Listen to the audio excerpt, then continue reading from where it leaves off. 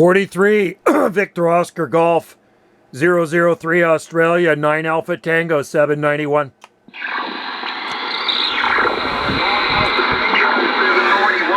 mate, how you going? You're about 5 and 3. Yeah, you're sounding good too. Same here, 5 and 3, Q5 audio as usual. Sounding great from Australia.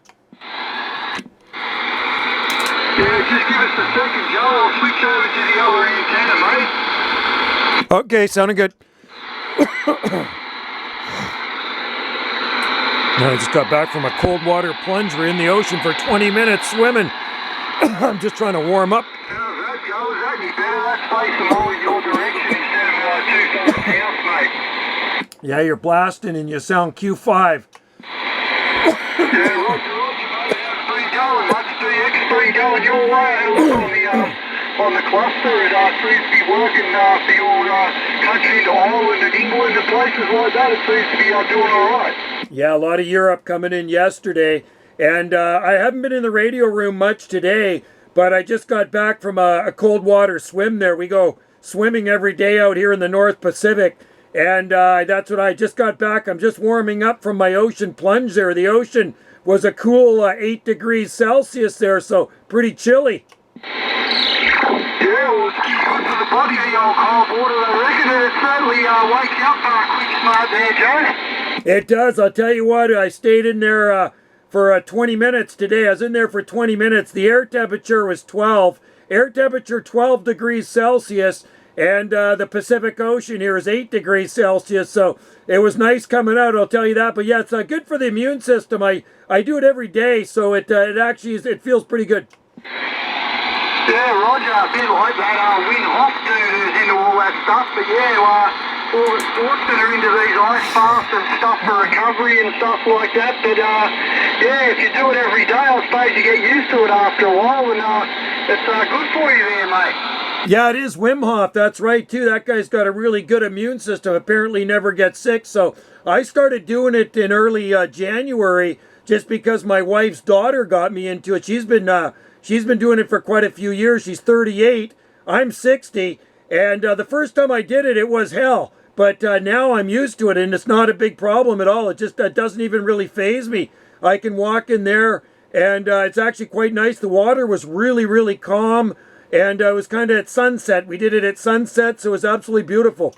Yeah, no, like you say, once your body gets used to it, so I reckon the first couple of times, mate, you just want to get out of there, but yeah, as you're saying, each time it's starting to get longer, and it's amazing how quickly the body adapts to stuff like that.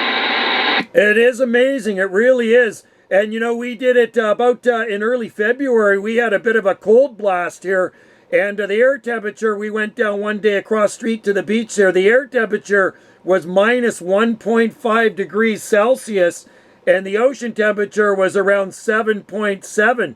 So there was snow coming down. There was snow on the beach. I know it sounds crazy, but the water was much warmer than the air that day, QSL.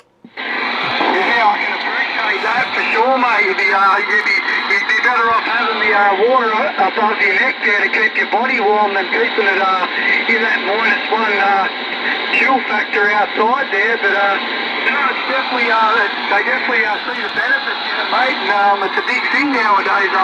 That cold water swimming. Yeah, it is. And you know what feels nice right after? A nice hot shower, I'll tell you that.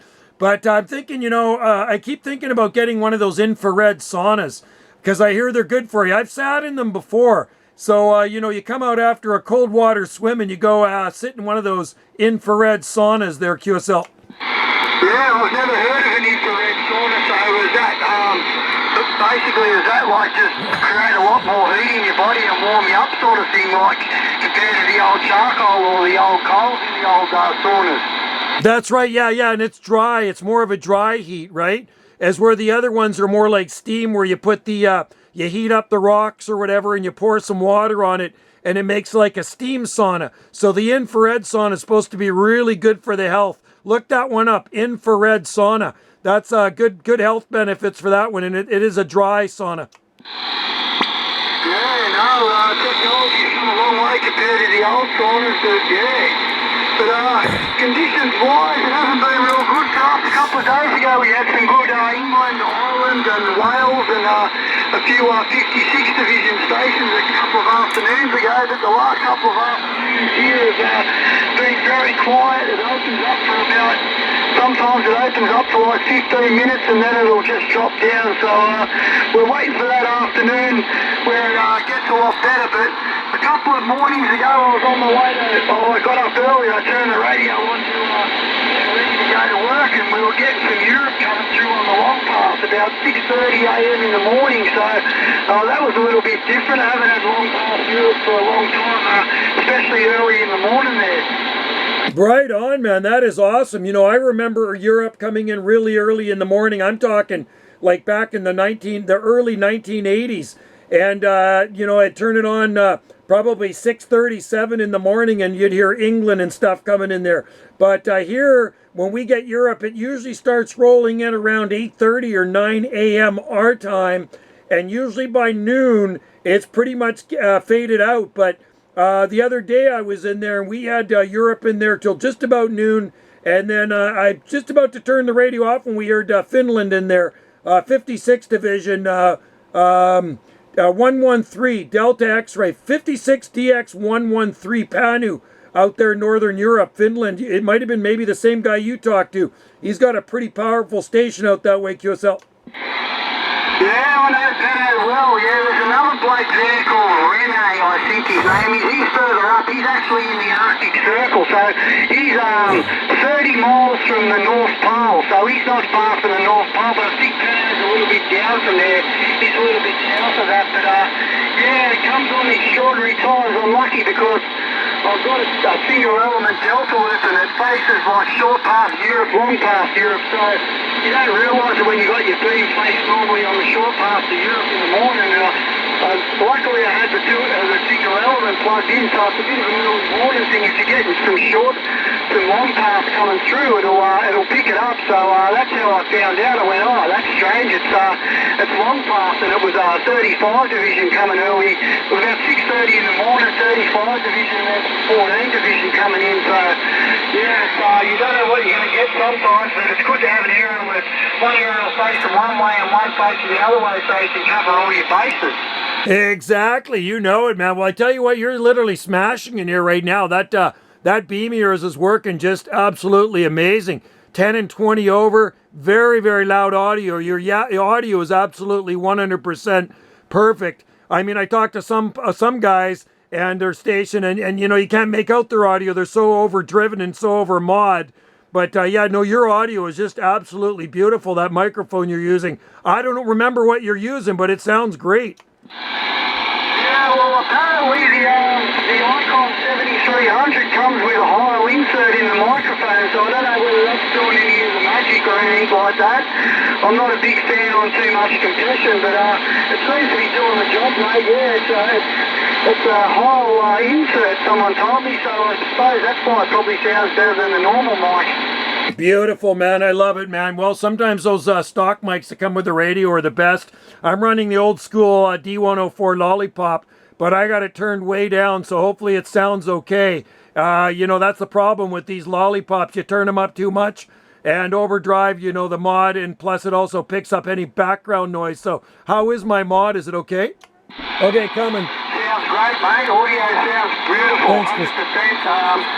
Yeah, no, I just got up this morning and just been down the beach fishing for a couple of hours trying to catch some worms to go for a fish tonight. But had a fish last night in the dark for a couple of hours and hooked up to something really big, and it pulled about 200 metres of line off the reel.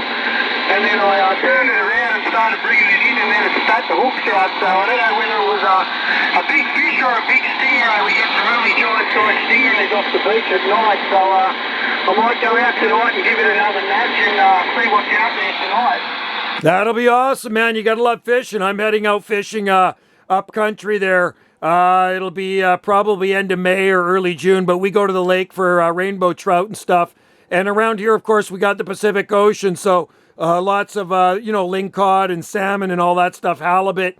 And then we got a lot of lakes here too. Yeah, fishing's a good thing. Anyway, speaking of fishing and eating, my wife just knocked on the door here, and she told me it's dinner time. I'm out in my Radio Shack here 40 feet away from the house, and I usually have like a little two-way Motorola on so she can contact me, but I heard a knock at my door and I heard dinner time. I know we're having burritos for dinner tonight, so I gotta get rolling.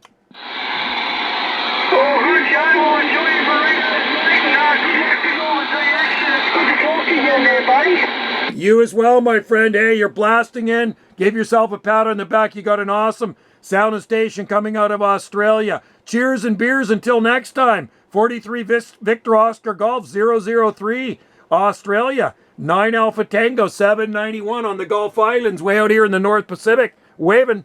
No worries, Joe. 73. Enjoy them burritos, mate. Catch you later. Thanks a lot, buddy.